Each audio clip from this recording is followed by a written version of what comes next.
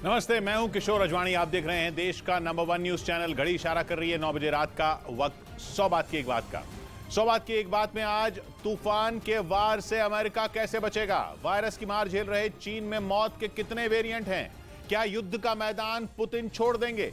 चुनावों से पहले झटके खा रही कांग्रेस में कितने झगड़े हैं?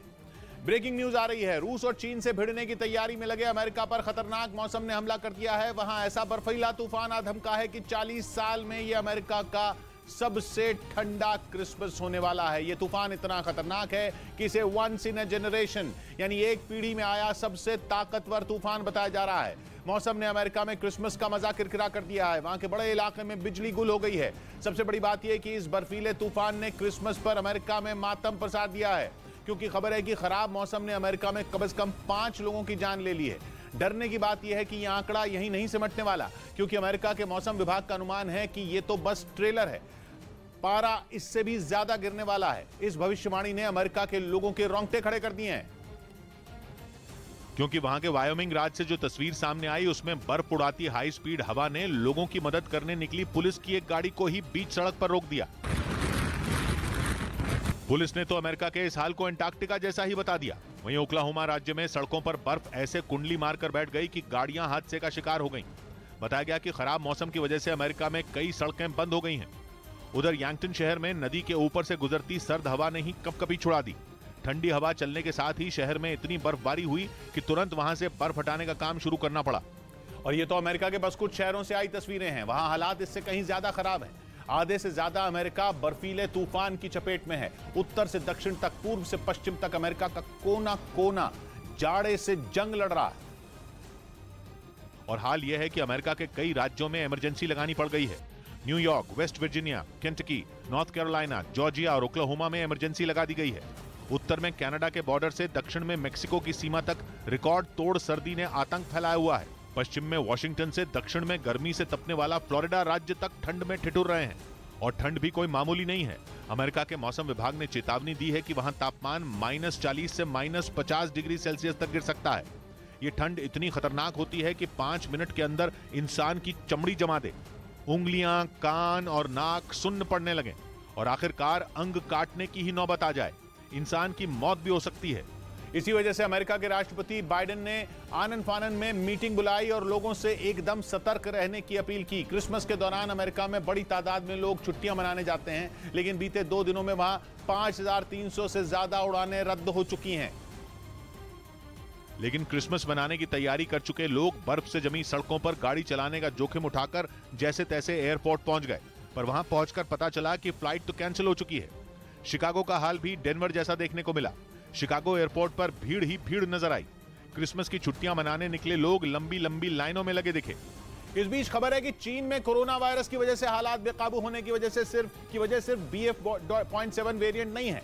1, 2, 10 या 20 नहीं, बल्कि कोरोना के चीन में पूरे 130 वेरिएंट पिछले सिर्फ 3 महीनों में मिल चुके हैं, जिसकी वजह से चीन की सरकारी एजेंसियों की नींद उड़ चुकी है।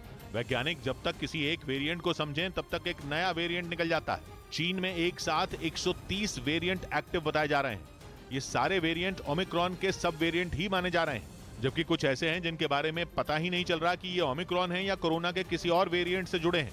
इनमें BF.7 सबसे ज्यादा फैलने वाला वेरिएंट बताया जा रहा है, लेकिन कोरोना मरीजों की मौत की वजह BF.7 के अलावा कुछ और वेरिएंट भी बन रहे हैं। उससे भी बड़ी टेंशन यह है कि कोरोना के फैलने की रफ्तार कम नहीं हो रही, इसीलिए अलग अलग वेरिएंट मिलने के बाद म्यूटेट हो रहे हैं, जिससे वायरस के रोजाना नए वेरिएंट बनने का सिलसिला थम नहीं रहा।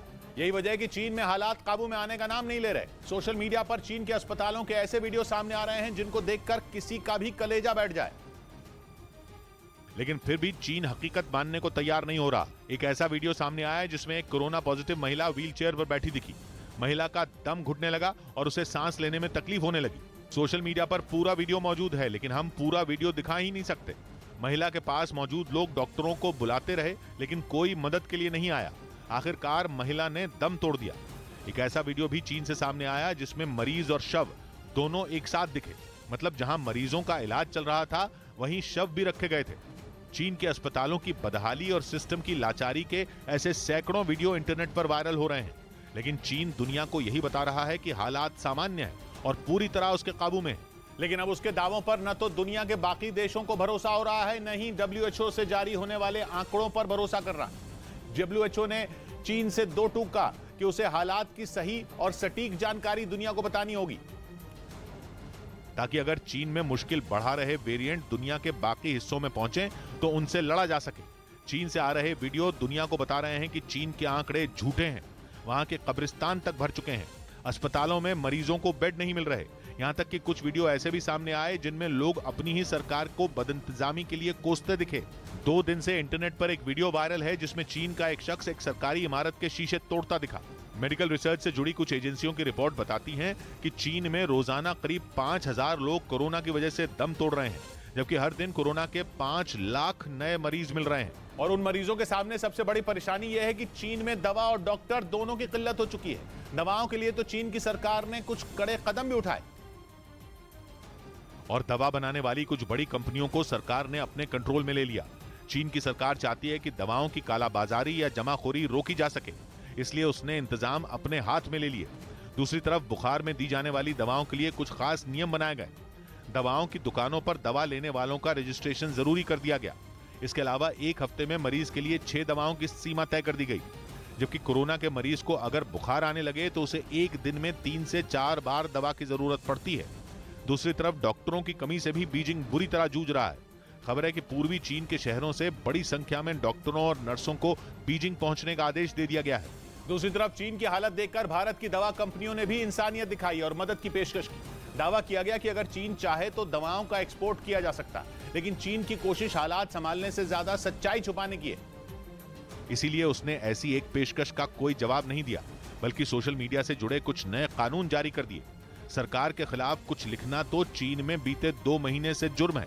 अब किसी सरकार विरोधी पोस्ट पर लाइक का बटन दबाना भी जुर्म माना जाएगा। चीन की मुश्किल यह है कि उसके लाख दबाने के बाद भी सच पूरी दुनिया तक पहुंच रहा है। सोशल मीडिया पर लोग सरकार की बदइंतजामी की पोल खोल रहे हैं। वो चीन जो दुनिया की हर महाशक्ति को टक्कर देने को तैयार है, वो अपने नागरिकों को इलाज तक नहीं दे पा रहा। इसीलिए चीन ने अब अपने नागरिकों की आवाज दबाने का नया प्लान बना लिया। नए नियम लागू करने का ऐलान भी कर दिया गया।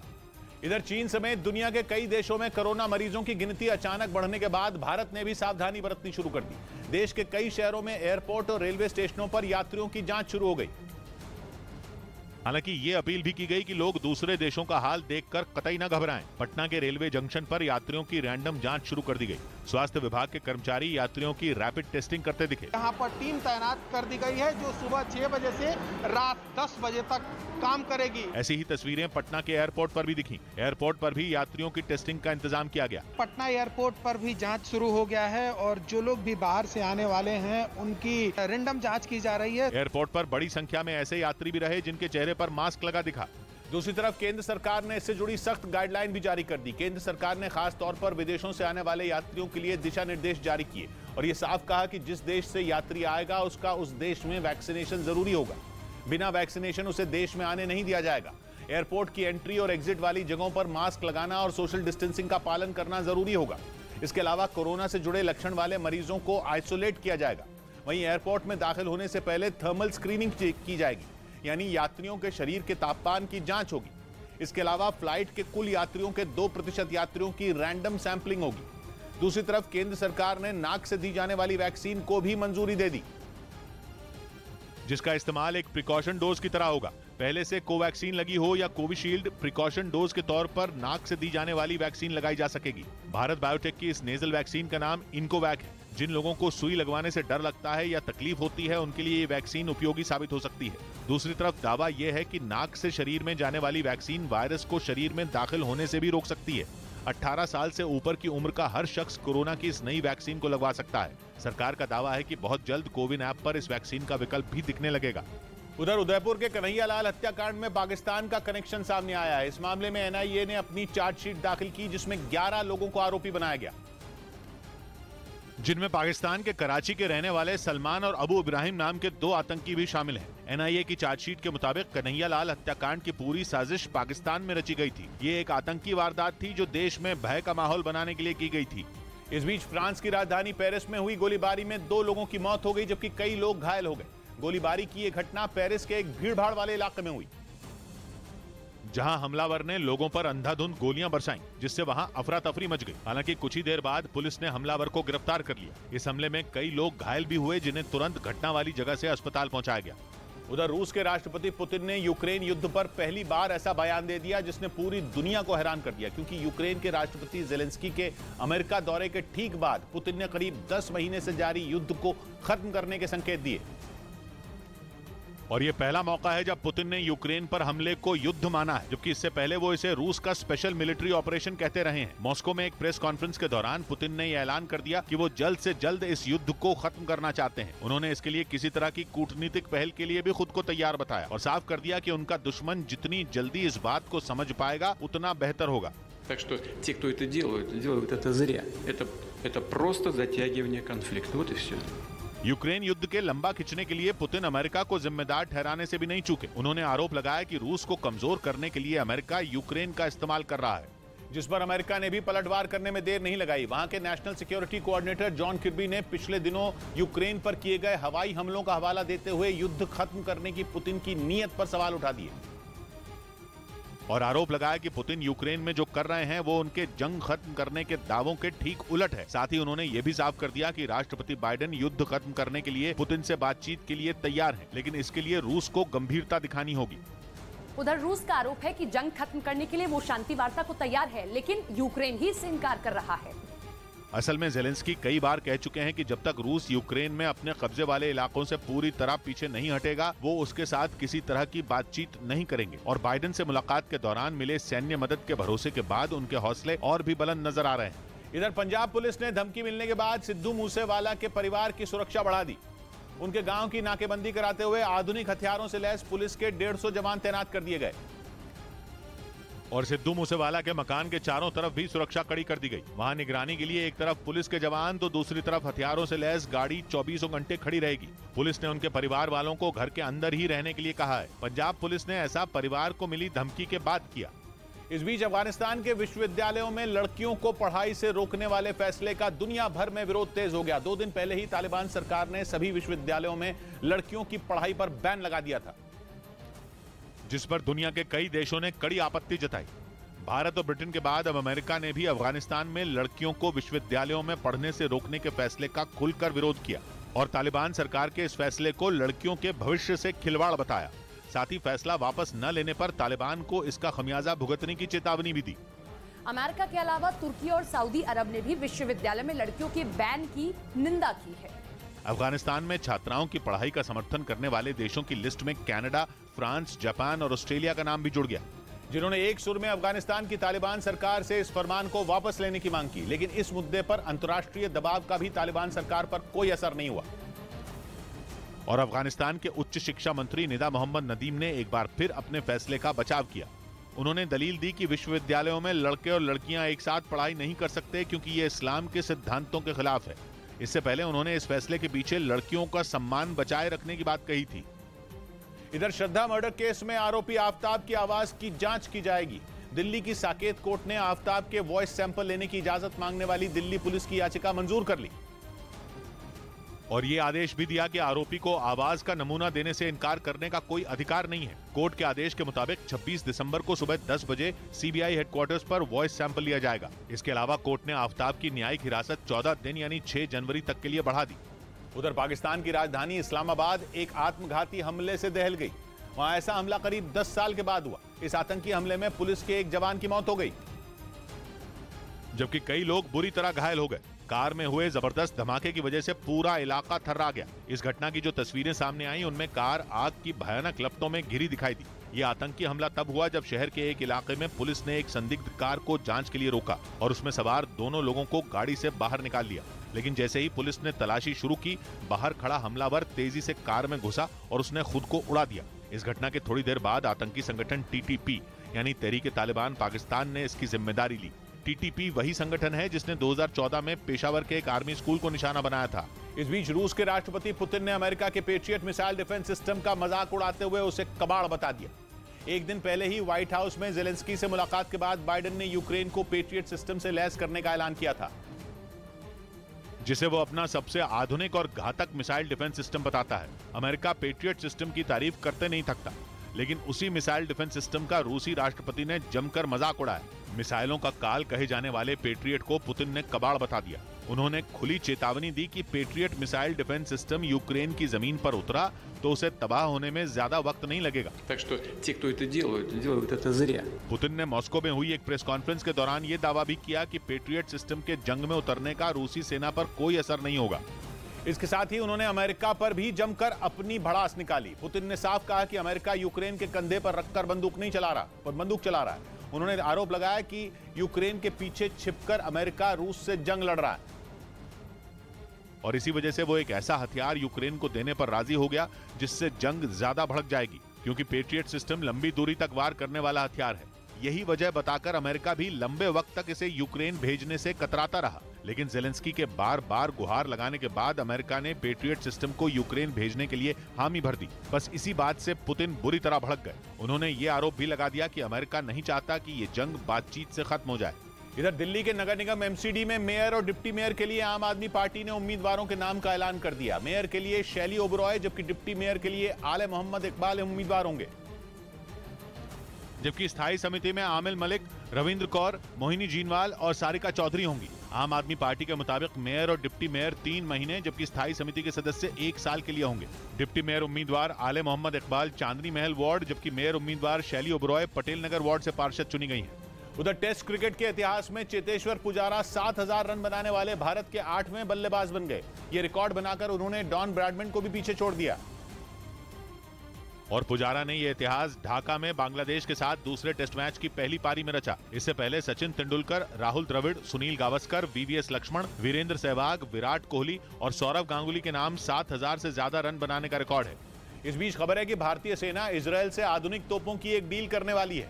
इन तोपों की तैनाती चीन और पाकिस्तान की सीमा पर की जाएगी ताकि दुश्मन देशों की हर हरकत का मुंह तोड़ जवाब दिया जा सके। बताया गया कि भारतीय सेना इजरायल से एथोस यानी ऑटोनमस टोड हाउवित्जर ऑर्डिनेंस सिस्टम खरीदेगी। इजरायल का दावा है कि ये हाउवित्जर अब तक हुए टेस्ट में हर चुनौती पर खरी उतरी है। यही वजह है कि भारतीय सेना इसे खरीदकर चीन और पाकिस्तान की सीमा के पास तैनात करने की तैयारी में है।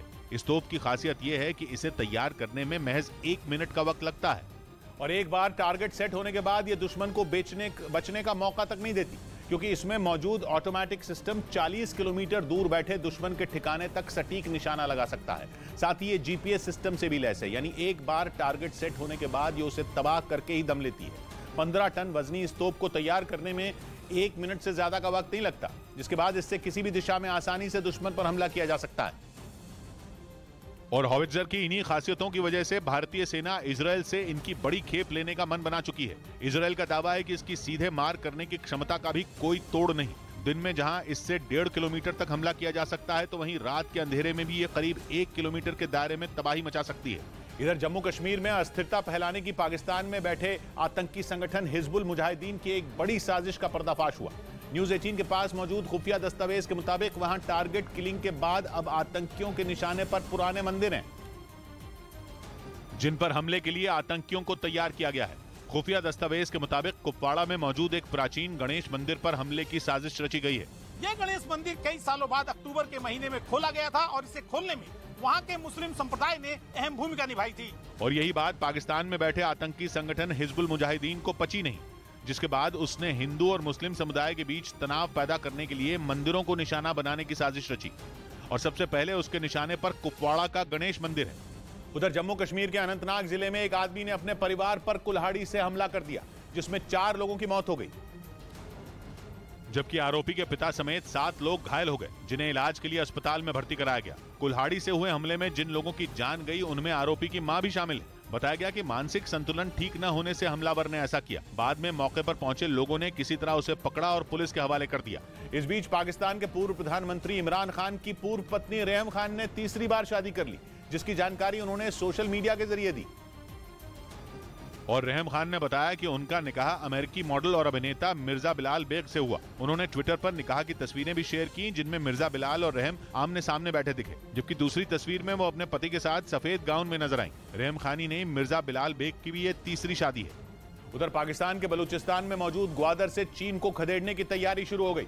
ग्वादर राइट्स मूवमेंट नाम के आंदोलन से जुड़े हक दो तहरीक नाम के संगठन ने ग्वादर बंदरगाह को बंद करने के साथ चीनी नागरिकों को वहां से जाने का अल्टीमेटम दे दिया। और ऐसा नहीं करने पर उन्हें गंभीर अंजाम भुगतने की धमकी भी दी।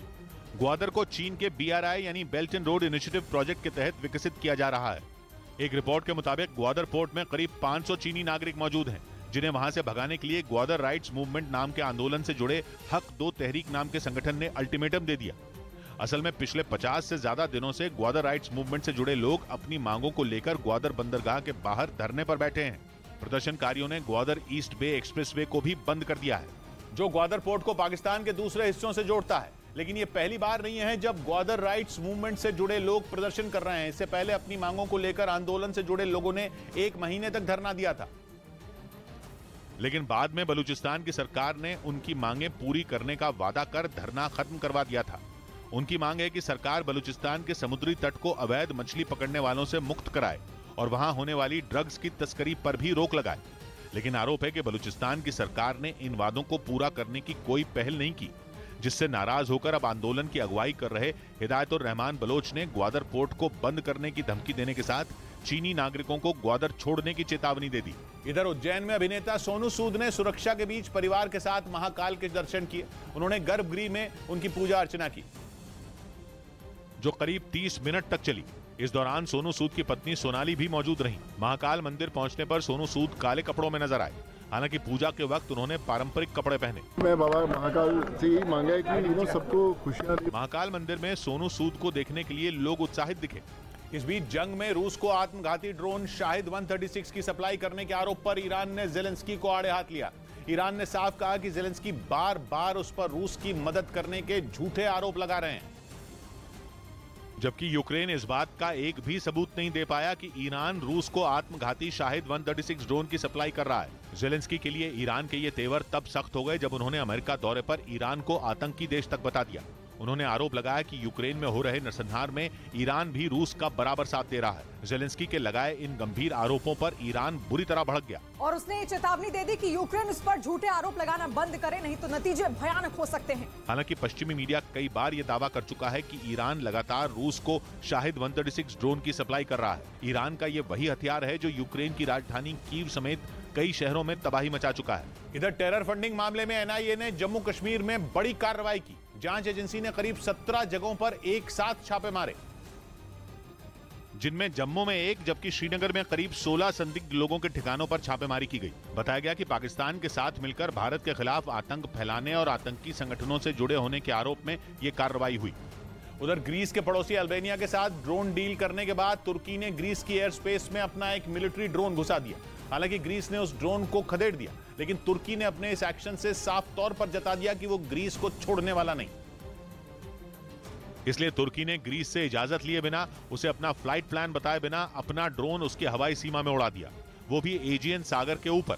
वो एजियन सागर जिसके टापुओं के मालिकाना हक पर तुर्की और ग्रीस में ठनी पड़ी है। तुर्की का आरोप है कि ग्रीस उसके तट के पास मौजूद एजियन सागर के टापुओं पर अपनी सेना की मौजूदगी बढ़ा रहा है, लेकिन ग्रीस उसकी मांग को बेबुनियाद बता चुका है।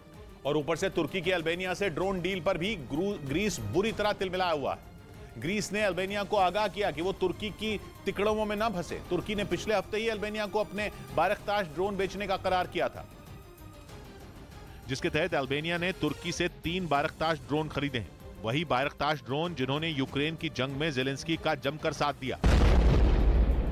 लेकिन ग्रीस को तुर्की और अल्बानिया की ये करीबी कतई रास नहीं आई। ग्रीस ने कहा कि तुर्की अल्बानिया से डील करके उससे सिर्फ सहयोग ही नहीं बढ़ाना चाहता, बल्कि उसका मकसद यूरोप के इस इलाके में अपनी जड़ें फैलाने का है, ताकि वो बीते वक्त का अपना रुतबा फिर हासिल कर सके। अब ग्रीस की परेशानी यह है कि अल्बानिया उसका पड़ोसी है। ऐसे में अगर तुर्की उसे अपना बारकताश ड्रोन बेचेगा तो ग्रीस तो दोनों तरफ से बुरी तरह घिर जाएगा, क्योंकि उसके पश्चिम में अल्बानिया है तो पूर्व में तुर्की। इधर दिल्ली में ठंड और घने कोहरे को देखते हुए मौसम विभाग ने येलो अलर्ट जारी कर दिया। ये अलर्ट 26 दिसंबर तक जारी रहेगा, क्योंकि पिछले कुछ दिनों से राजधानी के कई इलाकों में घना कोहरा छाया रहा, जिससे विजिबिलिटी कम हो गई। मौसम विभाग के मुताबिक आने वाले दिनों में भी इसी तरह के हालात रहेंगे, जिसकी वजह से येलो अलर्ट जारी किया गया। इस बीच नेशनल स्टॉक एक्सचेंज की पूर्व MD और CEO चित्रा रामकृष्ण को फोन टैपिंग मामले में दिल्ली की अदालत ने जमानत दे दी। हालांकि जमानत के बाद भी वो जेल में ही रहेंगी, क्योंकि दिल्ली हाईकोर्ट ने मनी लॉन्ड्रिंग मामले में जमानत याचिका पर फैसला सुरक्षित रख लिया। NSE की पूर्व CEO चित्रा रामकृष्ण पर आरोप है कि उन्होंने हिमालय के किसी योगी के इशारे पर नेशनल स्टॉक एक्सचेंज से जुड़े कई फैसले लिए। उधर उत्तर कोरिया ने रूस को बड़ी मात्रा में हथियार देने के आरोपों को गलत ठहरा दिया। अमेरिका की तरफ से उत्तर कोरिया पर यह आरोप लगाया गया था कि वो जंग में रूस को हथियार देकर पुतिन की मदद कर रहा है और यूक्रेन के खिलाफ पुतिन की फौज की ताकत बढ़ाने में जुटा है, जिसे उत्तर कोरिया के विदेश मंत्रालय ने सिरे से खारिज कर दिया और यह कहा कि उसने बीते दिनों में रूस को कोई हथियार नहीं दिया है। साथ ही उत्तर कोरिया ने इसे उसके खिलाफ साजिश करार दिया। अमेरिका के मुताबिक पिछले महीने उत्तर कोरिया ने ट्रेन के जरिए रूस की मदद के लिए हथियार भेजे थे, जिनमें बड़ी मात्रा में गोला बारूद, कई घातक मिसाइलें और रॉकेट शामिल बताए गए, जिनके जल्द ही यूक्रेन में तबाही मचाने की संभावना भी जताई गई। अमेरिका ने आरोप लगाया कि उत्तर कोरिया ने यह हथियार वैगनर ग्रुप को भेजे, जिसे पुतिन की प्राइवेट आर्मी कहा जाता है, जिसके खिलाफ अमेरिका ने प्रतिबंधों को पहले से कड़ा करने की तैयारी कर ली। अमेरिका का प्लान इस मुद्दे को संयुक्त राष्ट्र सुरक्षा परिषद में उठाने का है, क्योंकि अमेरिका का मानना है कि वैगनर ग्रुप पुतिन की रीढ़ की हड्डी बनकर जंग में रूस के साथ खड़ा है और इसलिए वो दुनिया के तमाम देशों से उनके घातक हथियार खरीदने की तैयारी में है। दावा है कि वैगनर ग्रुप हर महीने यूक्रेन में जारी जंग के लिए $10 करोड़ यानी भारतीय रुपयों में 800 करोड़ रुपए खर्च कर रहा है। इसी बीच अमेरिका ने दावा किया कि उत्तर कोरिया ने वैगनर ग्रुप को हथियारों की सप्लाई की, जिसे उत्तर कोरिया की तरफ से गलत बताकर खारिज कर दिया गया। इधर सिक्किम के जेमा में सेना का एक ट्रक खाई में गिर गया और इस सड़क हादसे में 16 जवान शहीद हो गए। बताया गया कि छातेन से थांगू के लिए सेना के 3 ट्रक निकले थे, जिनमें एक ट्रक खाई में जा गिरा और इस हादसे में सेना के 16 जवान शहीद हो गए। सेना के मुताबिक छातेन से जब सेना का ये ट्रक थांगू के लिए निकला तो जेमा पहुंचने पर रास्ते में खतरनाक मोड़ आया। वहां उस ट्रक का संतुलन बिगड़ा और वो फिसलकर सड़क से नीचे खाई में गिर गया। इस हादसे में सेना के 3 अधिकारी और 13 जवान शहीद हो गए, जिसके बाद प्रधानमंत्री नरेंद्र मोदी, रक्षा मंत्री राजनाथ सिंह और गृह मंत्री अमित शाह ने हादसे पर शोक जताया। इस बीच खबर है कि अमेरिका के स्कूलों में भी अब छात्रों को सिख धर्म के बारे में पढ़ाया जाएगा और वहां के लाखों छात्रों को सिख धर्म के बारे में जानने का मौका मिलेगा, जिसके लिए पिछले दिनों वहां के 2 राज्यों मिसिसिपी और यूटा ने सिख धर्म को स्कूल के पाठ्यक्रम में शामिल करने की मंजूरी दे दी। इन दोनों राज्यों के स्कूलों में छात्रों को सिख धर्म और इससे जुड़ी परंपराओं की जानकारी दी जाएगी। उधर पाकिस्तान के विदेश मंत्री बिलावल भुट्टो जरदारी ने अमेरिका में एक प्रेस कॉन्फ्रेंस के दौरान खुद की तुलना गधे से कर दी। उन पर पाकिस्तान में यह आरोप लगाया जा रहा है कि वो देश की आर्थिक बदहाली के बावजूद लगातार विदेश यात्राओं में मशगूल हैं, जिसका जवाब देते हुए बिलावल भुट्टो ने अपनी विदेश यात्राओं का बचाव किया, लेकिन इस दौरान उन्होंने अपनी तुलना गधे से कर दी। बिलावल भुट्टो के मुताबिक उन्होंने पाकिस्तान की विदेश नीति में सुधार के लिए गधे की तरह कड़ी मेहनत की, जिसका फायदा उनके देश को मिला।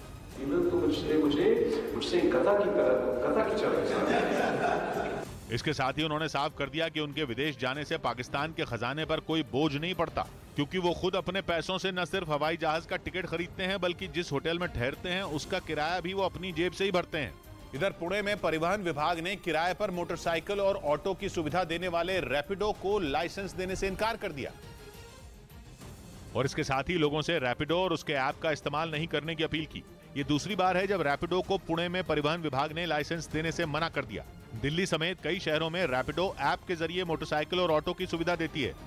इस बीच युद्ध के मोर्चे पर रूस के रक्षा मंत्री सिर्गेई शोइगु यूक्रेन पहुंच गए, जिसका वीडियो एक दिन पहले रूस की सेना की तरफ से जारी किया गया था, जिसमें दिखा कि रूस के रक्षा मंत्री सिर्गेई शोइगु हेलीकॉप्टर से यूक्रेन के एक इलाके में पहुंचे और वहां मौजूद रूसी सेना के कुछ अफसरों से मुलाकात की। सिर्गेई शोइगु ऐसे वक्त पर यूक्रेन पहुंचे जब रूस के नए साल के मौके पर यूक्रेन पर हमला करने की खबरें हैं। हालांकि रूस की तरफ से यह नहीं बताया गया कि सिर्गेई शोइगु यूक्रेन के किस इलाके में पहुंचे थे, लेकिन उनके यूक्रेन दौरे से ये कयास लगाए जाने लगे कि जल्द ही जंग के मैदान में रूस कुछ बड़ा कर सकता है, जिसके बाद रूस और यूक्रेन के बीच छिड़ी जंग नया मोड़ ले सकती है। क्योंकि वीडियो में दिखा कि रूस के रक्षा मंत्री यूक्रेन पहुंचने के बाद कई जगहों पर गए और वहां ये जानने की कोशिश की कि रूसी सैनिक यूक्रेन में किन हालात में रह रहे हैं। साथ ही उन्होंने ये भी देखा कि रूसी फौजियों के लिए वहां खाने पीने से लेकर दवाओं तक किसी चीज की कोई कमी तो नहीं। ये सब कुछ देखने के बाद वो वहां से लौट गए। इधर दिल्ली के छावला इलाके में संसद भवन की सुरक्षा में तैनात एक महिला कांस्टेबल ने फांसी लगाकर खुदकुशी कर ली, लेकिन उसने ऐसा क्यों किया इसका पता नहीं चल पाया, क्योंकि मौका वारदात से पुलिस को कोई सुसाइड नोट नहीं मिला। परिवार ने भी किसी पर कोई शक नहीं जताया। हालांकि संसद भवन की सुरक्षा में तैनात महिला कांस्टेबल की खुदकुशी की मजिस्ट्रेट जांच होगी। उधर इलेक्ट्रिक कार बनाने वाली कंपनी टेस्ला की सभी कारों को वापस लेने वाले एक ट्वीट से खलबली मच गई। टेस्ला कंपनी के मालिक इलॉन मस्क के नाम से बने एक फर्जी अकाउंट से यह ट्वीट किया गया। जिससे सोशल मीडिया प्लेटफॉर्म ट्विटर पर हड़कंप मच गया। इलॉन मस्क के नाम से बने फर्जी अकाउंट से जो ट्वीट किया गया उसमें टेस्ला की सभी कारों को वापस लेने की बात कही गई। कहा गया कि टेस्ला की कारों को चलाना ड्राइवर के लिए खतरनाक साबित हो सकता है, इसीलिए अमेरिकी ट्रांसपोर्ट विभाग ने उन्हें सड़कों से हटाने का निर्देश दिया है। कहा गया कि टेस्ला की कारों को चलाना ड्राइवर के लिए खतरनाक साबित हो सकता है, इसीलिए अमेरिकी ट्रांसपोर्ट विभाग ने उन्हें सड़कों से हटाने का निर्देश दे दिया, जिसके बाद कंपनी ने यह फैसला लिया। इस ट्वीट को हजारों लोगों ने रीट्वीट किया, जिससे टेस्ला की गाड़ियां चलाने वाले लोग परेशानी में पड़ गए। हालांकि बाद में पता चला कि ये ट्वीट फर्जी था। इस बीच सिद्धू मूसेवाला हत्याकांड में आरोपी गैंगस्टर लॉरेंस बिश्नोई ने दिल्ली पुलिस को अपनी आवाज का नमूना देने से इनकार कर दिया।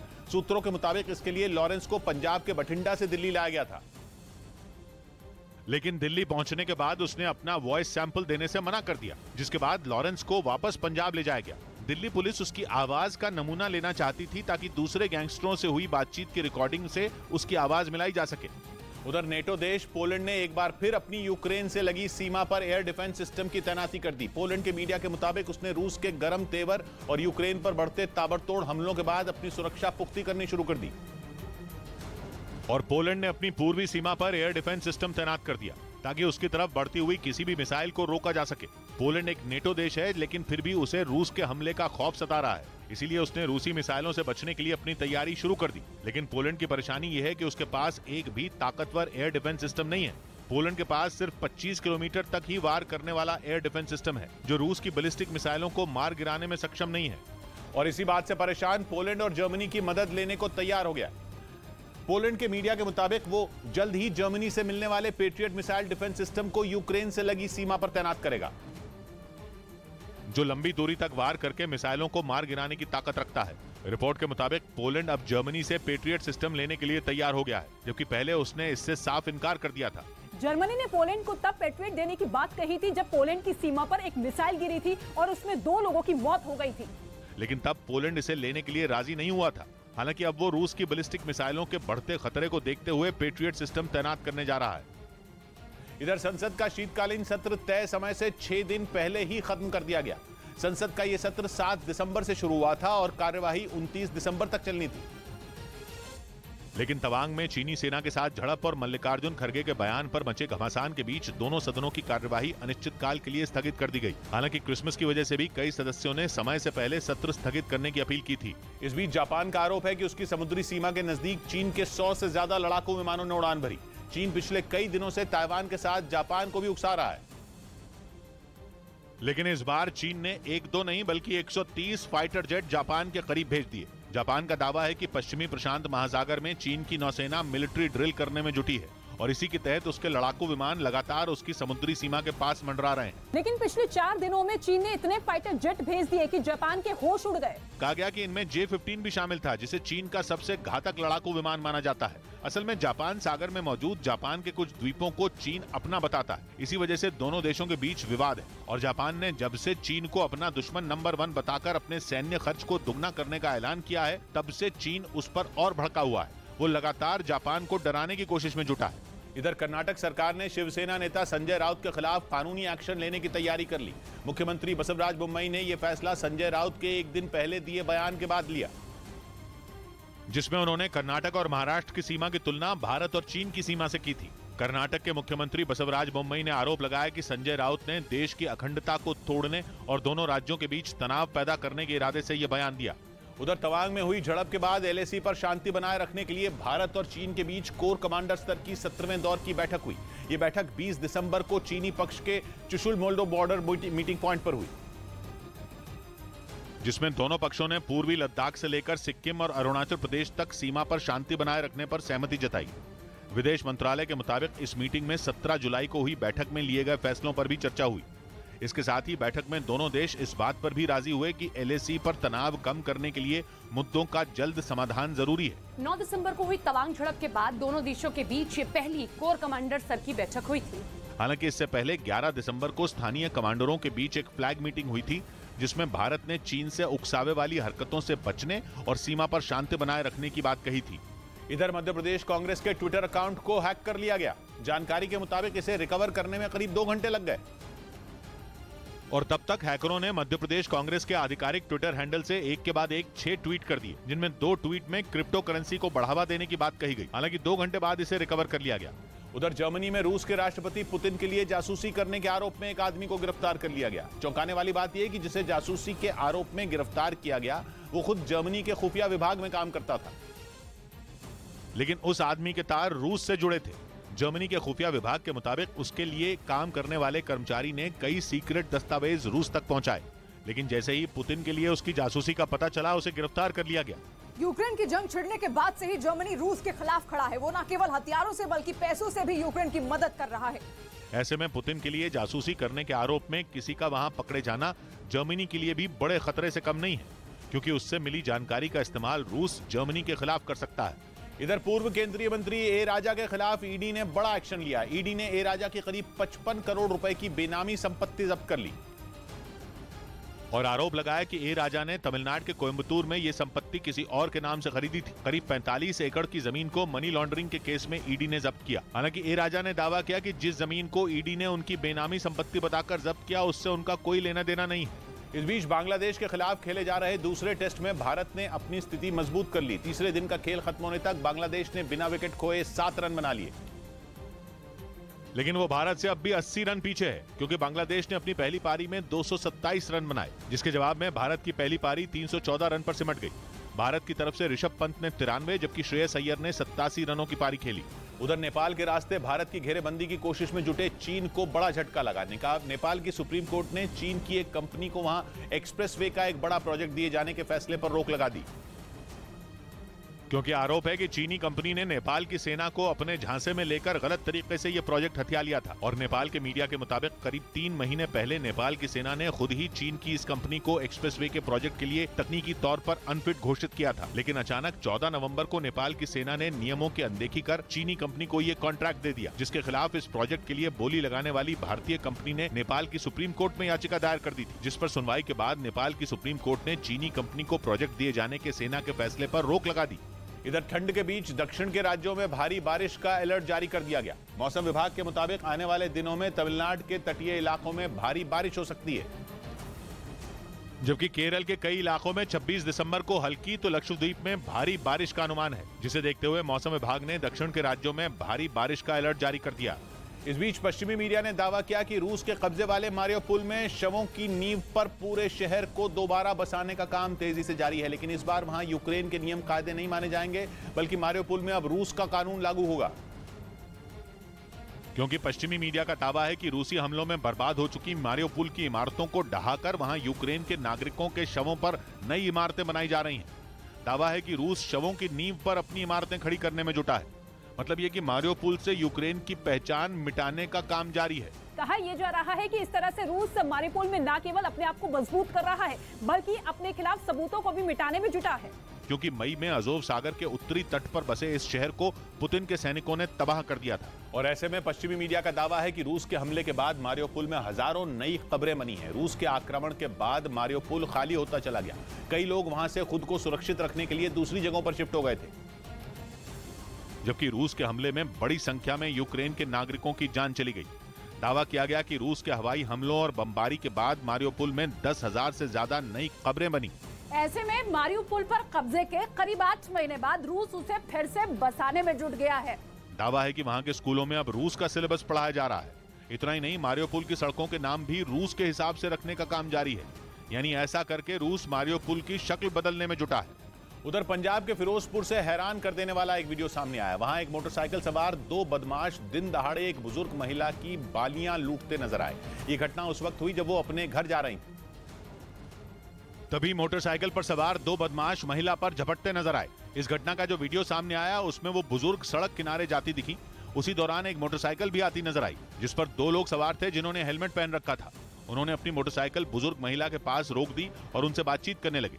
तभी एक बदमाश मोटरसाइकिल से उतरा और उनके पीछे जाने लगा। इससे पहले कि वो बुजुर्ग कुछ समझ पाती, उस बदमाश ने उनकी कान की बालियां छीन ली और दोनों वहां से फरार हो गए। उस बदमाश ने बालियां इतनी तेजी से छीनी कि वो महिला जमीन पर गिर गई, जिसकी वजह से उन्हें काफी चोटें आईं। इस बीच सोशल मीडिया पर एक मगरमच्छ का ड्रोन पर झपट्टा मारते वीडियो वायरल हो गया। बताया गया कि उस ड्रोन में लगे कैमरे के जरिए मगरमच्छ का वीडियो रिकॉर्ड किया जा रहा था। लेकिन जैसे ही ड्रोन तालाब के पास पहुंचा, मगरमच्छ चौकन्ना हो गया। ड्रोन उड़ाने वाले ने उस ड्रोन को मगरमच्छ की पहुंच से दूर किया, लेकिन उसे इस बात का जरा भी अंदाजा नहीं था कि वो मगरमच्छ इतनी ऊंचाई तक झपट्टा मार लेगा। वीडियो में दिखा कि उस मगरमच्छ ने कुछ सेकंड तक ड्रोन पर अपनी नजरें गड़ाए रखी और फिर एक झटके में उसे दबोचकर तालाब में खींच लिया। हालांकि ये वीडियो कहां का है इसका पता नहीं चल पाया, लेकिन मगरमच्छ का ये झपट्टा देखते ही देखते सोशल मीडिया पर वायरल हो गया। इधर दिल्ली दंगों के आरोपी उमर खालिद को अपनी बहन की शादी के लिए 7 दिन की जमानत मिल गई। उमर खालिद को दिल्ली दंगों के आरोप में पुलिस ने सितंबर 2020 में गिरफ्तार किया था, लेकिन बहन की शादी में शामिल होने के लिए दिल्ली की कड़कड़डूमा कोर्ट ने उमर खालिद को 7 दिन की जमानत दे दी। जमानत के साथ कोर्ट ने यह शर्त भी रखी कि इन 7 दिनों में उमर खालिद को न तो मीडिया से बात करनी है और न ही सोशल मीडिया का इस्तेमाल करना है। उधर सीबीआई ने 4000 करोड़ रुपए की बैंक धोखाधड़ी मामले में कॉर्पोरेट पावर लिमिटेड नाम की कंपनी और उसके निदेशकों के खिलाफ एफआईआर दर्ज कर ली। जबकि इसी मामले में एक रोज पहले सीबीआई ने मुंबई और कोलकाता समेत कई शहरों में छापेमारी की थी। इस दौरान सीबीआई ने कई दस्तावेज भी जब्त किए। कोलकाता की कंपनी कॉर्पोरेट पावर लिमिटेड पर 20 बैंकों के समूह के साथ 4000 करोड़ रुपए की धोखाधड़ी का आरोप है। इस कंपनी के खिलाफ यूनियन बैंक ऑफ इंडिया की शिकायत पर केस दर्ज किया गया था। इस बीच बेलारूस ने यूक्रेन की सीमा के पास किए गए युद्ध अभ्यास के पीछे किसी भी साजिश से इनकार कर दिया।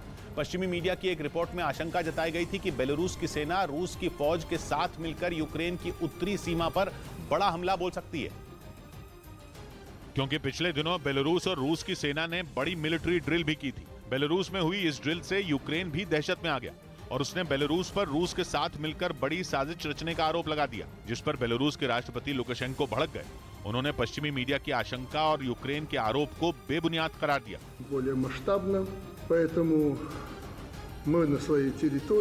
बेलारूस ने रूस के साथ हुई मिलिट्री ड्रिल को अपनी सीमाओं को दुश्मन से सुरक्षित रखने की तैयारी बताया और भविष्य में भी इस तरह के युद्ध अभ्यास करते रहने की बात कही।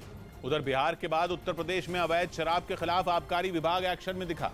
प्रयागराज और बहराइच में भारी यात्रा में अवैध शराब जब्त की गई, जो अवैध रूप से घरों में बनाई गई थी। प्रयागराज में 110 लीटर अवैध देसी शराब बरामद हुई। बहराइच में भी घने कोहरे के बीच आबकारी विभाग कार्रवाई करने पहुंचा। अफरा तफरी के बीच घरों में अवैध शराब की भट्टियां मिली, जिन्हें नष्ट कर दिया गया। मौके से 120 लीटर बनी हुई शराब मिली है। छापेमारी के दौरान बहराइच में अवैध शराब की तस्करी के 2 आरोपी गिरफ्तार किए गए। इधर भोपाल में पुलिस ने ड्रग्स तस्करी के आरोप में हामिद खान नाम के कांग्रेस कार्यकर्ता को गिरफ्तार कर लिया। पुलिस ने बताया कि उन्हें एक इलाके में ड्रग्स की सप्लाई की खुफिया सूचना मिली थी, जिसके आधार पर छापा मारकर पुलिस ने आरोपी को पकड़ लिया और उसकी गाड़ी से भारी मात्रा में ड्रग्स बरामद की। पुलिस ने जानकारी दी कि आरोपी हामिद खान मुंबई से अपनी गाड़ी में ड्रग्स छिपाकर भोपाल लाया था। थार वह जीप, उससे मादक पदार्थ एमडी बरामद हुआ है। पुलिस ने यह भी बताया कि पकड़े गए ड्रग्स की कीमत करीब 15 लाख रुपए है। उधर पंजाब के लुधियाना से हैरान कर देने वाला एक वीडियो सामने आया। वहां कुछ लोगों ने चोरी के 2 आरोपियों की बेरहमी से पिटाई कर दी, जिसका वीडियो सोशल मीडिया पर वायरल हो गया, जिसमें कुछ लोग उन दोनों की जमकर पिटाई करते नजर आए। इस घटना का जो वीडियो सामने आया उसमें दोनों आरोपी उन लोगों से छोड़ देने के लिए मिन्नत करते रहे, लेकिन उन लोगों ने उनकी एक न सुनी और दोनों पर डंडों की बरसात करते रहे, जिससे वो दोनों जमीन पर गिर गए। इसके बाद जो हुआ, ब्रेक के बाद दूसरी तरफ चीन की हालत देखकर भारत की दवा कंपनियों ने भी इंसानियत दिखाई और मदद की पेशकश की। दावा किया गया कि अगर चीन चाहे तो दवाओं का एक्सपोर्ट किया जा सकता है, लेकिन चीन की कोशिश हालात संभालने से ज्यादा सच्चाई छुपाने की है। इसीलिए उसने ऐसी एक पेशकश का कोई जवाब नहीं दिया, बल्कि सोशल मीडिया से जुड़े कुछ नए कानून जारी कर दिए। सरकार के खिलाफ कुछ लिखना तो चीन में बीते 2 महीने से जुर्म है। अब किसी सरकार विरोधी पोस्ट पर लाइक का बटन दबाना भी जुर्म माना जाएगा। चीन की मुश्किल यह है कि उसके लाख दबाने के बाद भी सच पूरी दुनिया तक पहुंच रहा है। सोशल मीडिया पर लोग सरकार की बदइंतजामी की पोल खोल रहे हैं। वो चीन जो दुनिया की हर महाशक्ति को टक्कर देने को तैयार है, वो अपने नागरिकों को इलाज तक नहीं दे पा रहा। इसीलिए चीन ने अब अपने नागरिकों की आवाज दबाने का नया प्लान बना लिया। नए नियम लागू करने का ऐलान भी कर दिया गया। इधर चीन समेत दुनिया के कई देशों में कोरोना मरीजों की गिनती अचानक बढ़ने के बाद भारत ने भी सावधानी बरतनी शुरू कर दी। देश के कई शहरों में एयरपोर्ट और रेलवे स्टेशनों पर यात्रियों की जांच शुरू हो गई। हालांकि ये अपील भी की गई कि लोग दूसरे देशों का हाल देखकर कतई न घबराएं। पटना के रेलवे जंक्शन पर यात्रियों की रैंडम जांच शुरू कर दी गई। स्वास्थ्य विभाग के कर्मचारी यात्रियों की रैपिड टेस्टिंग करते दिखे। यहाँ पर टीम तैनात कर दी गई है, जो सुबह 6 बजे से रात 10 बजे तक काम करेगी। ऐसी ही तस्वीरें पटना के एयरपोर्ट पर भी दिखी। एयरपोर्ट पर भी यात्रियों की टेस्टिंग का इंतजाम किया गया। पटना एयरपोर्ट पर भी जांच शुरू हो गया है और जो लोग भी बाहर से आने वाले हैं उनकी रैंडम जांच की जा रही है। एयरपोर्ट पर बड़ी संख्या में ऐसे यात्री भी रहे जिनके चेहरे पर मास्क लगा दिखा। ब्रेकिंग न्यूज आ रही है। रूस और चीन से भिड़ने की तैयारी में लगे अमेरिका पर खतरनाक मौसम ने हमला कर दिया है। वहां ऐसा बर्फीला तूफान आ धमका है कि 40 साल में यह अमेरिका का सबसे ठंडा क्रिसमस होने वाला है। यह तूफान इतना खतरनाक है कि इसे वंस इन अ जनरेशन यानी एक पीढ़ी में आया सबसे ताकतवर तूफान बताया जा रहा है। मौसम ने अमेरिका में क्रिसमस का मजा किरकिरा कर दिया है। वहां के बड़े इलाके में बिजली गुल हो गई है। सबसे बड़ी बात यह कि इस बर्फीले तूफान ने क्रिसमस पर अमेरिका में मातम प्रसा दिया है, क्योंकि खबर है कि खराब मौसम ने अमेरिका में कम से कम 5 लोगों की जान ले ली है। डरने की बात यह है कि यह आंकड़ा यहीं नहीं सिमटने वाला, क्योंकि अमेरिका के मौसम विभाग का अनुमान है कि यह तो बस ट्रेलर है, पारा इससे भी ज्यादा गिरने वाला है। इस भविष्यवाणी ने अमेरिका के लोगों के रोंगटे खड़े कर दिए हैं, क्योंकि वहां के वायोमिंग राज्य से जो तस्वीर सामने आई उसमें बर्फ उड़ाती हाई स्पीड हवा ने लोगों की मदद करने निकली पुलिस की एक गाड़ी को ही बीच सड़क पर रोक दिया। पुलिस ने तो अमेरिका के इस हाल को अंटार्कटिका जैसा ही बता दिया। वहीं ओक्लाहोमा राज्य में सड़कों पर बर्फ ऐसे कुंडली मारकर बैठ गई कि गाड़ियां हादसे का शिकार हो गईं। बताया गया कि खराब मौसम की वजह से अमेरिका में कई सड़कें बंद हो गई हैं। उधर यांगटन शहर में नदी के ऊपर से गुजरती सर्द हवा ने ही कपकपी छुड़ा दी। ठंडी हवा चलने के साथ ही शहर में इतनी बर्फबारी हुई कि तुरंत वहां से बर्फ हटाने का काम शुरू करना पड़ा। और ये तो अमेरिका के बस कुछ शहरों से आई तस्वीरें हैं। वहां हालात इससे कहीं ज्यादा खराब हैं। आधे से ज्यादा अमेरिका बर्फीले तूफान की चपेट में है। उत्तर से दक्षिण तक, पूर्व से पश्चिम तक अमेरिका का कोना कोना जाड़े से जंग लड़ रहा है।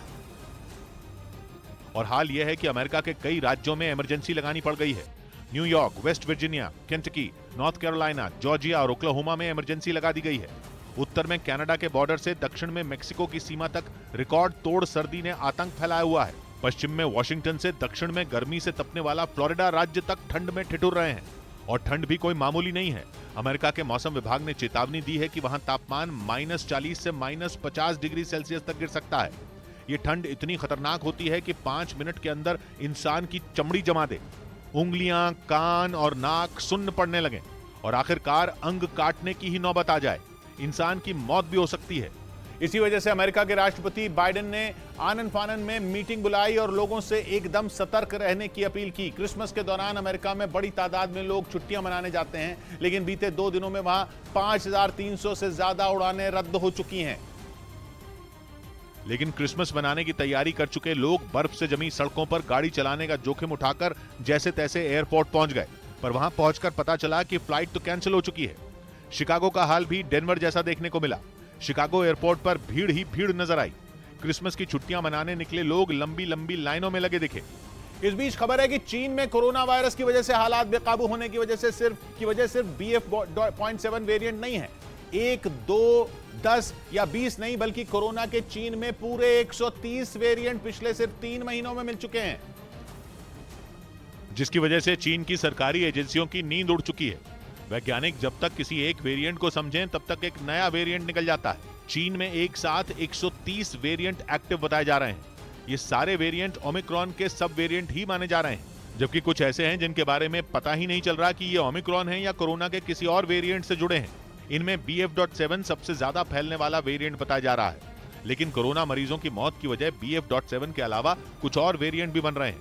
उससे भी बड़ी टेंशन यह है कि कोरोना के फैलने की रफ्तार कम नहीं हो रही, इसीलिए अलग अलग वेरिएंट मिलने के बाद म्यूटेट हो रहे हैं, जिससे वायरस के रोजाना नए वेरिएंट बनने का सिलसिला थम नहीं रहा।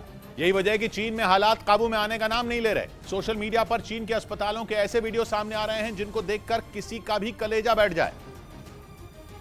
लेकिन फिर भी चीन हकीकत मानने को तैयार नहीं हो रहा। एक ऐसा वीडियो सामने आया है जिसमें एक कोरोना पॉजिटिव महिला व्हील चेयर पर बैठी दिखी। महिला का दम घुटने लगा और उसे सांस लेने में तकलीफ होने लगी। सोशल मीडिया पर पूरा वीडियो मौजूद है, लेकिन हम पूरा वीडियो दिखा ही नहीं सकते। महिला के पास मौजूद लोग डॉक्टरों को बुलाते रहे, लेकिन कोई मदद के लिए नहीं आया। आखिरकार महिला ने दम तोड़ दिया। एक ऐसा वीडियो भी चीन से सामने आया जिसमें मरीज और शव दोनों एक साथ दिखे। मतलब जहां मरीजों का इलाज चल रहा था वहीं शव भी रखे गए थे। चीन के अस्पतालों की बदहाली और सिस्टम की लाचारी के ऐसे सैकड़ों वीडियो इंटरनेट पर वायरल हो रहे हैं, लेकिन चीन दुनिया को यही बता रहा है कि हालात सामान्य है और पूरी तरह उसके काबू में है।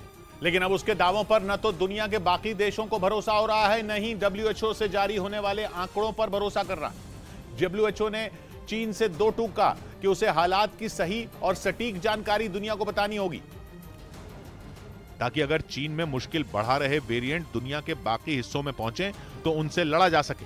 चीन से आ रहे वीडियो दुनिया को बता रहे हैं कि चीन के आंकड़े झूठे हैं। वहां के कब्रिस्तान तक भर चुके हैं, अस्पतालों में मरीजों को बेड नहीं मिल रहे। यहां तक कि कुछ वीडियो ऐसे भी सामने आए जिनमें लोग अपनी ही सरकार को बदइंतजामी के लिए कोसते दिखे। 2 दिन से इंटरनेट पर एक वीडियो वायरल है जिसमें चीन का एक शख्स एक सरकारी इमारत के शीशे तोड़ता दिखा। मेडिकल रिसर्च से जुड़ी कुछ एजेंसियों की रिपोर्ट बताती है कि चीन में रोजाना करीब 5000 लोग कोरोना की वजह से दम तोड़ रहे हैं, जबकि हर दिन कोरोना के 5 लाख नए मरीज मिल रहे हैं। और उन मरीजों के सामने सबसे बड़ी परेशानी यह है कि चीन में दवा और डॉक्टर दोनों की किल्लत हो चुकी है। दवाओं के लिए तो चीन की सरकार ने कुछ कड़े कदम भी उठाए और दवा बनाने वाली कुछ बड़ी कंपनियों को सरकार ने अपने कंट्रोल में ले लिया। चीन की सरकार चाहती है कि ईरान और इजराइल के बीच का तनाव एक बार फिर जंग में बदलने के आसार बन गए। इजराइल की खुफिया एजेंसी मोसाद ने ऐलान कर दिया कि वो ईरान को परमाणु शक्ति नहीं बनने देंगे और ईरान की हर चाल की उन्हें पहले से खबर है। एक तरह से मोसाद ने ईरान को सीधी चेतावनी दे दी कि वो किसी भी तरह ईरान के हाथ में परमाणु बम आने नहीं देंगे। जवाब देने में ईरान भी पीछे नहीं रहा। ईरान ने पलटवार करते हुए कह दिया कि वो अपने दुश्मनों से निपटने में पूरी तरह सक्षम है। ईरान की तरफ से चेतावनी दी गई कि वो मोसाद को उसके किए की सजा देगा। इस बीच इजराइल कूटनीतिक दांव चलता हुआ भी दिखा। इजराइल की तरफ से कहा गया कि ईरान केवल इजराइल के लिए खतरा नहीं है, बल्कि ईरान अपने पड़ोसियों के लिए भी बड़ा खतरा है। इजराइल की तरफ से दावा किया गया कि अमेरिका के साथ मिलकर वो ईरान से निपटने की रणनीति बना चुका है। मतलब कि ईरान को जंग के लिए उकसाने वाली सीधी सीधी धमकी। उधर पंजाब के लुधियाना से हैरान कर देने वाला एक वीडियो सामने आया। वहां कुछ लोगों ने चोरी के 2 आरोपियों की बेरहमी से पिटाई कर दी, जिसका वीडियो सोशल मीडिया पर वायरल हो गया, जिसमें कुछ लोग उन दोनों की जमकर पिटाई करते नजर आए।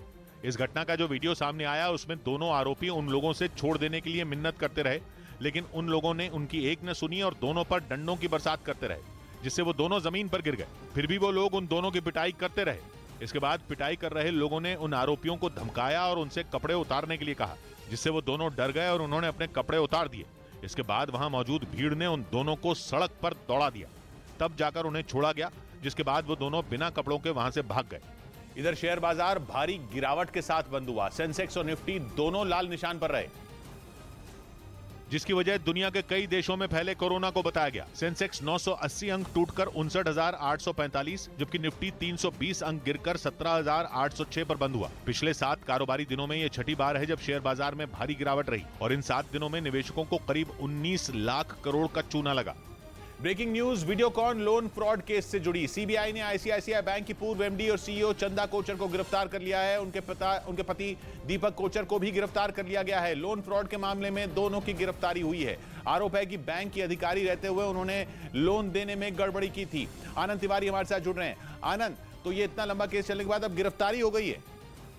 जी देखिए, बिल्कुल किशोर जी, जो सीबीआई है उसने साल 2019 का एक बैंक फ्रॉड लोन का जो मामला था उसमें जो आईसीआईसीआई बैंक के पूर्व मैनेजिंग डायरेक्टर हैं और सीईओ चंदा कोचर और उनके जो पति है दीपक कोचर, उनकी गिरफ्तारी की है। दिल्ली से गिरफ्तारी हुई है और सीबीआई उनकी फर्दर रिमांड जो है वो लेगी और इस पूरे मामले में जो है वो इन्वेस्टिगेशन किया जाएगा। जो आरोप है उसमें बताया गया है कि जो लोन दिया गया था वो एमपीए हो गया था और उसके बाद बैंक फ्रॉड हो गया था। इस मामले में पहले उन्हें सम्मन्स भी किए गए थे और उसके बाद ये आज जो है सीबीआई ने गिरफ्तारी की है। फर्दर जो इन्वेस्टिगेशन है वो पूछताछ की जाएगी रिमांड पे लेके दोनों पति पत्नी को। शुक्रिया आनंद आपका। इस बीच तेलंगाना में कांग्रेस के नेताओं की आपसी खींचतान ने बैठे बिठाए बीजेपी को मुद्दा थमा दिया। कांग्रेस की आपसी खींचतान को खत्म करने के लिए ही दिग्विजय सिंह को हैदराबाद भेजा गया था, लेकिन उनके सामने ही कांग्रेस के 2 धड़े आपस में भिड़ गए, जबकि उसी वक्त मीडिया के कैमरे भी वहां मौजूद थे। नेताओं का झगड़ा कैमरों में रिकॉर्ड होता रहा, लेकिन किसी ने पीछे हटने की जरूरत नहीं समझी। ऐसा लगा जैसे नेताओं के बीच किसी भी पल धक्का मुक्की तक शुरू हो जाएगी। ऐसा तब हुआ जब दिग्विजय सिंह कांग्रेस के आपसी झगड़े को खत्म करने के लिए हैदराबाद पहुंचे थे। पिछले हफ्ते ही कांग्रेस के कई नेताओं ने पार्टी का साथ छोड़ दिया था। दिग्विजय सिंह इधर आया, he is talking to every leader and then shortly everything will be clear. Telangana इसलिए अहम है क्योंकि 2023 में वहां विधानसभा चुनाव है। कांग्रेस का मुकाबला वहां बीजेपी और टीआरएस से है, लेकिन कांग्रेस नेताओं के बर्ताव ने बीजेपी और टीआरएस को बैठे बिठाए मुद्दा थमा दिया। चुनावी लड़ाई से पहले कांग्रेस के सामने घरेलू लड़ाई निपटने की चुनौती खड़ी हो गई। उधर फीफा ने बेस्ट गोलकीपर के दावेदारों का ऐलान कर दिया। 2022 के बेस्ट पुरुष गोलकीपर की दौड़ में 7 खिलाड़ी शामिल किए गए, जिनमें बेल्जियम के तीबो कुर्तुआ, ब्राजील के आलिसन, मोरक्को के यासीन, क्रोएशिया के डोमिनिक लिवकोविच, फ्रांस के माइक, अर्जेंटीना के एमिलियानो मार्टिनेज और जर्मनी के मैनुएल नोयर शामिल हैं। लेकिन इस बीच चीन के खिलाफ घेरेबंदी को मजबूत करने के लिए भारत और जापान ने हाथ मिला लिया। दोनों देश अगले महीने जापान में अपनी पहली जॉइंट फाइटर जेट एक्सरसाइज करने जा रहे हैं, जिसमें भारत के सुखोई 30 MKI फाइटर जेट और C-17 ट्रांसपोर्ट प्लेन अपना दम दिखाकर चीन को डराएंगे। वहीं जापान की तरफ से मैदान में F-2 और F-15 जैसे लड़ाकू विमान अपना शक्ति प्रदर्शन करेंगे। टोक्यो के पास 16 से 26 जनवरी तक भारत और जापान ये सैन्य अभ्यास करेंगे। वैसे तो ये जॉइंट ड्रिल 2020 में ही होनी थी, लेकिन कोरोना की वजह से 2 साल तक नहीं हो पाई। रक्षा विशेषज्ञों का मानना है कि जापान भारत के सुखोई 30 MKI फाइटर जेट के साथ ड्रिल करने के लिए काफी वक्त से इंतजार कर रहा है, क्योंकि चीन की एयरफोर्स के पास भी सुखोई 30 जेट है। ऐसे में भारत के सुखोई लड़ाकू विमान के साथ अभ्यास करके जापान को चीन के लड़ाकू विमानों से लड़ने की स्ट्रेटजी बनाने में मदद मिलेगी। उधर अमेरिका के कैलिफोर्निया से चौंकाने वाला एक वीडियो सामने आया। वहां समुद्र के किनारे एक छोटे विमान की क्रैश लैंडिंग हुई। बताया गया कि इस हादसे में 2 लोग घायल हो गए, क्योंकि इमरजेंसी लैंडिंग करते वक्त वो विमान क्रैश होकर समुद्र के किनारे गिर गया। सामने आए वीडियो में दिखा कि समुद्र के किनारे लोग मस्ती कर रहे थे, तभी एक विमान आसमान से नीचे की तरफ आया और थोड़ी दूरी पर जाकर ऐसे गिरा कि उसमें सवार 2 लोग जख्मी हो गए। नीचे आते ही उसका अगला हिस्सा बुरी तरह जमीन से टकराया। इस हादसे से वहां अफरा तफरी मच गई। पुलिस और फायर ब्रिगेड की टीमें वहां फौरन पहुंची और विमान को रस्सी से बांधकर समुद्र किनारे से दूर ले जाने की कोशिश की गई। इधर पश्चिम बंगाल के नंदीग्राम में सहकारी समिति के चुनाव के दौरान बीजेपी और टीएमसी के कार्यकर्ता आपस में भिड़ गए। दोनों पार्टियों ने एक दूसरे पर आरोप लगाया कि बाहरी लोगों को बुलाकर चुनाव में गड़बड़ी की गई, जिस पर दोनों पार्टियों के कार्यकर्ताओं में झड़प हो गई। इस झड़प में कई लोग घायल हो गए। हालांकि इस दौरान भारी संख्या में पुलिस के जवान मौजूद थे, जिन्होंने समझाकर मामला शांत कराया। उधर छत्तीसगढ़ के बीजापुर में सुरक्षा बल के साथ हुई मुठभेड़ में 2 नक्सली ढेर हो गए। एनकाउंटर के दौरान दोनों तरफ से जमकर फायरिंग हुई, जिसमें सुरक्षा बल के जवानों ने 2 नक्सली कमांडरों को मार गिराया। साथ ही एक ऑटोमेटिक राइफल भी बरामद की गई। ये joint operation Chhattisgarh police, CRPF और महाराष्ट्र पुलिस ने चलाया। इस बीच यमन में 8 साल पहले छिड़ी जंग ने एक बार फिर खतरनाक मोड़ ले लिया। वहां सऊदी अरब के गठबंधन वाली सेना ने हूथी विद्रोहियों पर एयर स्ट्राइक कर दी, जिसके लिए सऊदी अरब ने ड्रोन को अपना हथियार बनाया और चुन चुनकर अपने दुश्मन के ठिकानों को बर्बाद कर दिया। सऊदी अरब ने यमन के हुदैदा प्रांत में हवाई हमले किए। हुदैदा प्रांत लाल सागर से लगता है, इस वजह से वो बेहद अहम है।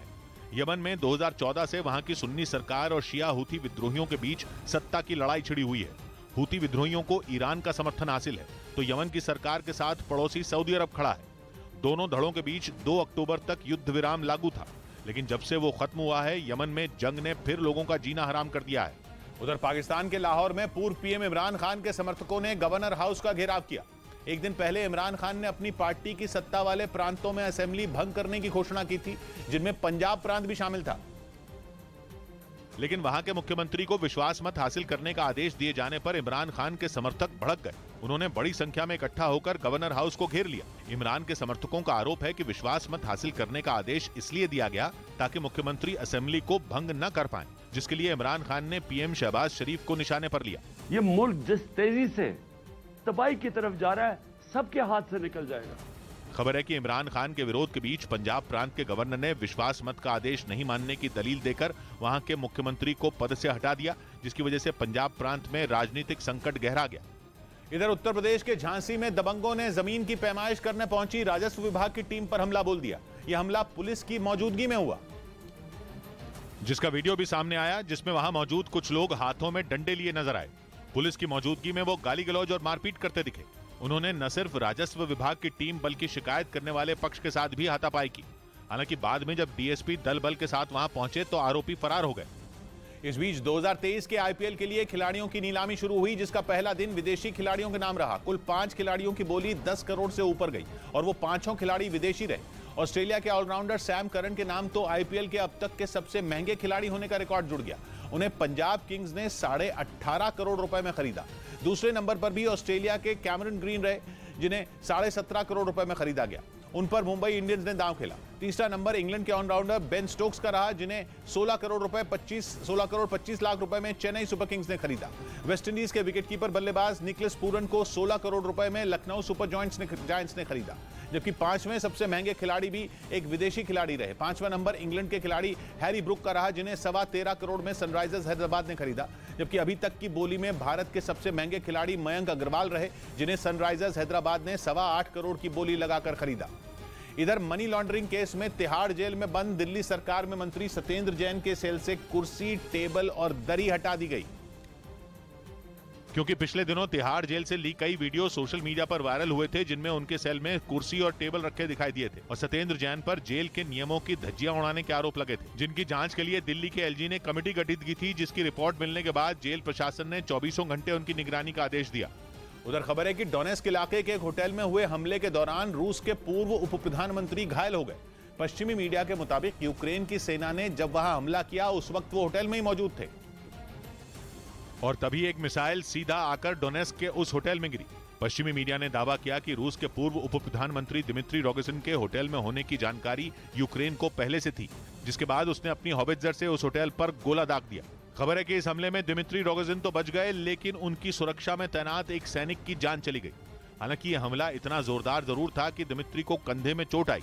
रूस ने आरोप लगाया कि रोगोजिन के डोनेस्क में होने की खबर किसी ने यूक्रेन तक पहुंचाई, जिसके बाद उन पर जानलेवा हमला करने की कोशिश की गई। इधर कांग्रेस के वरिष्ठ नेता कमलनाथ के भतीजे रतुल पुरी की मुश्किलें बढ़ सकती हैं। उर्वरक घोटाला मामले में दिल्ली की राउज एवेन्यू कोर्ट ने रतुल पुरी को समन्स भेजे और 18 जनवरी को कोर्ट में पेश होने के लिए कहा। उर्वरक घोटाला मामले में ईडी ने जो सप्लीमेंट्री चार्जशीट दाखिल की, उसमें कमलनाथ के भतीजे रतुल पुरी को आरोपी बनाया गया है। इस मामले में रतुल पुरी पर करीब 700 करोड़ की रिश्वत लेने का आरोप है। ईडी की चार्जशीट के आधार पर ही कोर्ट ने रतुल पुरी को समन्स भेजे। इस बीच भारतीय सेना के लिए अमेरिका अपने बेहद दमदार MQ-9B ड्रोन भारत में ही बनाएगा। अमेरिका का यह फैसला भारत की कूटनीति के बहुत बड़ी जीत है, क्योंकि भारत अपने यहां ही अमेरिका के ड्रोन को असेंबल करवाना चाहता था और अमेरिका को भारत की वो इच्छा पूरी करनी पड़ी। अब वो भारत की जल, थल और नौसेना के लिए MQ-9B ड्रोन भारत में ही असेंबल करेगा। ये ऐतिहासिक फैसला है, क्योंकि ये पहली बार होगा जब अमेरिका अपने इतने अहम ड्रोन को अपने देश से बाहर असेंबल करेगा। MQ-9B ड्रोन को ज्यादा ऊंचाई पर उड़ने वाला दुनिया का सबसे आधुनिक ड्रोन माना जाता है। ये 50,000 फीट तक की ऊंचाई पर उड़ सकता है और किसी भी तरह के मौसम में 40 घंटे तक आसमान में बने रह सकता है। ये वो ड्रोन है जो दुश्मन की जासूसी भी कर सकता है और जंग के मैदान में उसके छक्के भी छुड़ा सकता है। ब्रेकिंग न्यूज आ रही है। जम्मू कश्मीर के बांदीपुरा में लश्कर-ए-तैयबा के 2 आतंकियों को गिरफ्तार किया गया। सुरक्षा बल के जवानों ने हथियार और गोला बारूद के साथ दोनों आतंकियों को पकड़ा। इनके नाम इमाद अमीन और ताहिर अहमद भट्ट बताए जा रहे हैं। जानकारी के मुताबिक बांदीपुरा से श्रीनगर जाते वक्त दोनों आतंकियों को पकड़ा गया। रिफत अब्दुल्ला हमारे साथ जुड़ रहे हैं। रिफत, क्या पता चल रहा है? देखिए किशोर, जिस तरीके से आपने कहा कि 2 मिलिटेंट जो है वो गिरफ्तार किए गए हैं। बताया जा रहा है कि उनका ताल्लुक TRF और लश्कर से है। पुलिस का ये कहना है कि वो बांदीपोरा आए थे कुछ आर्म्स एंड एम्यूनिशन रिसीव करने के लिए और उसके बाद उन्हें साउथ कश्मीर जाना था, लेकिन वो अपर रीच से जब वापस आ रहे थे श्रीनगर की तरफ तो स्पेसिफिक इंफॉर्मेशन मिलने के बाद उनको गिरफ्तार किया गया है। एक चाइनीज पिस्टल, कुछ ग्रेनेड्स और कुछ राउंड्स उनसे रिकवर किए गए हैं। मजीद पूछताछ की जा रही है। फिलहाल 2 मिलिटेंट जो हैं वो लश्कर और TRF से उनका ताल्लुक था, उनको गिरफ्तार करने का दावा पुलिस ने किया है। उधर रेप केस में आरोपी पूर्व केंद्रीय गृह राज्य मंत्री स्वामी चिन्मयानंद कोर्ट में पेश हुए। गैर जमानती वारंट जारी होने के बाद वो हाजिर हुए, क्योंकि स्वामी चिन्मयानंद काफी समय से पेश नहीं हो रहे थे, जिसके बाद उनके खिलाफ गैर जमानती वारंट जारी कर दिया गया। वारंट जारी होने के बाद वो यूपी में शाहजहांपुर की MP MLA कोर्ट में पेश हुए। साल 2011 में उनकी शिष्या ने उन पर रेप का आरोप लगाया था। इस बीच रूस का पड़ोसी और नेटो का सदस्य देश एस्टोनिया यूक्रेन में सैन्य सामान की नई खेप भेजेगा। जंग की शुरुआत से ही एस्टोनिया यूक्रेन के साथ खड़ा है और लगातार उसकी मदद कर रहा है। और अब तक एस्टोनिया ने यूक्रेन को कई घातक हथियार दिए हैं, जिनमें जैवलिन एंटी टैंक मिसाइलें, हॉवित्जर, ग्रेनेड और सैनिकों के लिए बॉडी आर्मर शामिल हैं। लेकिन इस बार वो खतरनाक मिसाइलें और जंगी ड्रोन भी यूक्रेन को देने वाला है। इसके साथ ही वो सर्दियों में सैनिकों के पहनने के लिए गर्म कपड़े भी भिजवाएगा। खबर है कि एस्टोनिया घायल सैनिकों के इलाज के लिए दवाइयां और जरूरी उपकरणों से लैस एम्बुलेंस भी यूक्रेन भेजने की तैयारी में है। हाल ही में जेलेंस्की ने रूस के जोरदार हमलों के बाद एस्टोनिया से मदद की गुहार लगाई थी। इधर सिविल एविएशन पर नजर रखने वाली संस्था DGCA ने हवाई जहाज में सफर करने वाले यात्रियों के लिए नया ड्राफ्ट जारी कर दिया, जिसके मुताबिक अगर कोई एयरलाइन किसी यात्री को विमान में चढ़ने से मना करती है तो उसे यात्री को टैक्स समेत रिफंड देना होगा। और DGCA के इस नए ड्राफ्ट में यह भी साफ कर दिया गया कि फ्लाइट कैंसिल होने की सूचना यात्रियों को 2 हफ्ते पहले देनी होगी। ऐसा नहीं करने पर एयरलाइन को न सिर्फ जुर्माना देना होगा, बल्कि यात्रियों के लिए दूसरे विमान में फ्री यात्रा की व्यवस्था भी करनी होगी। उधर तेलंगाना की राजधानी हैदराबाद से चौंकाने वाला एक मामला सामने आया। वहां एक इलाके में अचानक सड़क धंसने से अफरा तफरी मच गई।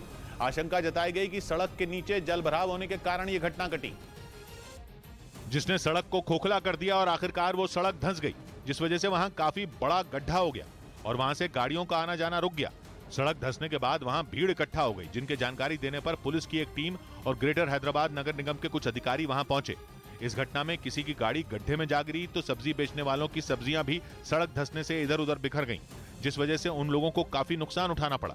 वो तो गनीमत रही कि इस घटना में सब सुरक्षित रहे। इस बीच उत्तर अफ्रीका के देश मोरक्को से दिल दहला देने वाला एक वीडियो सामने आया। वहां कासाब्लांका शहर के पास मौजूद एक गैस प्लांट में अचानक धमाका हो गया, जिसकी आवाज ने लोगों को दहशत से भर दिया। बताया गया कि यह हादसा कासाब्लांका के मोहम्मदिया बंदरगाह के पास हुआ, जहां मौजूद गैस प्लांट में धमाके के बाद आग के बड़े बड़े गोले बनते नजर आए, जो देखने में इतने डरावने थे कि लोगों की रूह कांप उठी। प्लांट में लगी आग से गैस के 5 टैंक तबाह हो गए, जिनसे निकलने वाली लपटों को कई किलोमीटर दूर तक देखा गया। यह आग इतनी भयानक थी कि रात में हुए विस्फोट का असर सुबह तक शहर के आसमान पर दिखाई दिया। प्रशासन ने दावा किया कि वहां लगी आग को बुझाने में पूरी रात दमकल की कई गाड़ियां लगी रहीं, तब जाकर उस पर काबू पाया गया। हालांकि इसके बावजूद घंटों बाद तक भी कासाब्लांका के आसमान से काले धुएं का गुबार नहीं छटा। इधर साइरस मिस्त्री कार हादसे में घायल हुई महिला डॉक्टर को 108 दिन बाद अस्पताल से छुट्टी मिल गई, जो इसी साल 4 सितंबर को महाराष्ट्र के पालघर में हुए हादसे के वक्त टाटा सन्स के पूर्व चेयरमैन साइरस मिस्त्री की मर्सिडीज कार चला रही थी। इस हादसे में साइरस मिस्त्री और उनके साथ पीछे की सीट पर बैठे उनके एक दोस्त की मौत हो गई थी। कार चला रही डॉक्टर अनाहिता पंडोले और आगे की सीट पर बैठे उनके पति घायल हो गए थे। उधर अमेरिका के टेनेसी में एक मालगाड़ी और एक ट्रक की भीषण टक्कर हो गई। इसका एक वीडियो भी सामने आया। यह हादसा तब हुआ जब वो ट्रक पटरियों को पार कर रहा था, लेकिन सीमेंट के एक बड़े खंबे से लदा ट्रक वहां फंस गया और तभी तेजी से पहुंची एक मालगाड़ी ने उसे जोरदार टक्कर मार दी।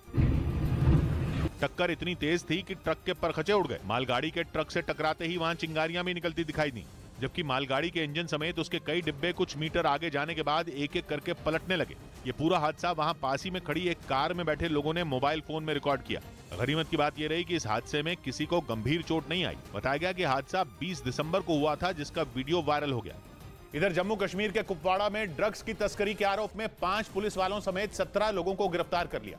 पुलिस के मुताबिक ये लोग पीओके से ड्रग्स की तस्करी कर रहे थे, जिन्हें पुलिस ने धर दबोचा। साथ ही उनके पास से 2 किलो हेरोइन भी बरामद की। पाकिस्तान से चलाया जा रहा है, जो तफ्तीश में सामने आया है। पुलिस के मुताबिक जिन लोगों को गिरफ्तार किया गया उनमें पुलिस के जवानों के अलावा वहां रहने वाले कई लोग शामिल हैं। उधर रूस की सेना ने एक वीडियो जारी किया जिसमें उसके जवान यूक्रेन के सैनिकों पर ताबड़तोड़ हमले करते नजर आए। दावा किया गया कि रूस ने मल्टीपल रॉकेट लॉन्चर की मदद से वहां तबाही मचाई, जिससे निकली मिसाइलों ने यूक्रेन के सैनिकों को संभलने का मौका तक नहीं दिया। एक दूसरे वीडियो में तो रूस के सैनिक ऐसे 2 लॉन्चर से एक साथ वार करते दिखाई दिए। रूस ने दावा किया कि उसके इस हमले से यूक्रेन के कई फौजी ठिकाने तबाह हो गए। वहीं उसे पश्चिमी देशों से मदद के तौर पर मिले करोड़ों के हथियारों का नुकसान भी उठाना पड़ा। इस बीच कोरोना पर देश भर में अलर्ट के बीच मध्य प्रदेश के खंडवा में कॉन्ट्रैक्ट पर काम करने वाले स्वास्थ्य कर्मियों ने प्रदर्शन किया। उन लोगों ने अपनी नौकरी पक्की करने की मांग की और हाथों में बैनर लेकर रैली निकाली। इनमें कुछ स्वास्थ्य कर्मी पीपीई किट पहने नजर आए। प्रदर्शन कर रहे स्वास्थ्य कर्मियों ने नौकरी नियमित करने की मांग की। 15 दिसंबर से स्वास्थ्य कर्मियों की अनिश्चितकालीन हड़ताल जारी है, जिसका असर अब स्वास्थ्य सेवाओं पर भी दिखने लगा। इधर राजस्थान के उदयपुर से हैरान करने वाला एक वीडियो सामने आया। वहां छात्रों के 2 गुट आपस में किसी बात को लेकर भिड़ गए और बीच सड़क पर एक दूसरे से मारपीट पर उतर आए, जिससे वहां अफरा तफरी मच गई। वहां से सामने आए वीडियो में कुछ छात्र एक दूसरे पर डंडों से वार करते नजर आए। दोनों गुटों ने बीच सड़क पर ऐसा हंगामा किया कि वहां से गुजरने वाले लोग भी डर के मारे रुक गए। हालांकि जब आसपास के लोगों ने उन्हें वहां से खदेड़ा तो कुछ लड़के मोटरसाइकिलों पर बैठकर वहां से फरार हो गए। वहां मौजूद दुकानदारों ने आरोप लगाया कि छात्रों के बीच इसी तरह से आए दिन मारपीट होती रहती है, जिसकी शिकायत करने के बावजूद कोई एक्शन नहीं लिया गया। उधर प्रधानमंत्री की अध्यक्षता में हुई केंद्रीय कैबिनेट की बैठक में 1 रैंक 1 पेंशन पर बड़ा फैसला हुआ। मोदी सरकार ने इस योजना में संशोधन किया ताकि सेना के ज्यादा लोगों को इसका फायदा मिल सके और इस संशोधन के बाद अब 25 लाख रिटायर्ड सैनिकों को 1 रैंक 1 पेंशन का फायदा मिलेगा, जबकि पहले इस योजना के दायरे में आने वाले सैनिकों की संख्या 20 लाख ही थी। सरकार ने नए संशोधन में इस योजना को जुलाई 2014 से ही लागू करने का फैसला किया। इसके अलावा कोरोना के वक्त शुरू की गई गरीबों की गरीबों को मुफ्त अनाज की योजना भी दिसंबर 2023 तक जारी रहेगी। 1/7/2014 के बाद सेवानिवृत्त होने वाले पर्सनल्स को मिलाकर अब इसकी संख्या 25,13,002 बन जाएगी।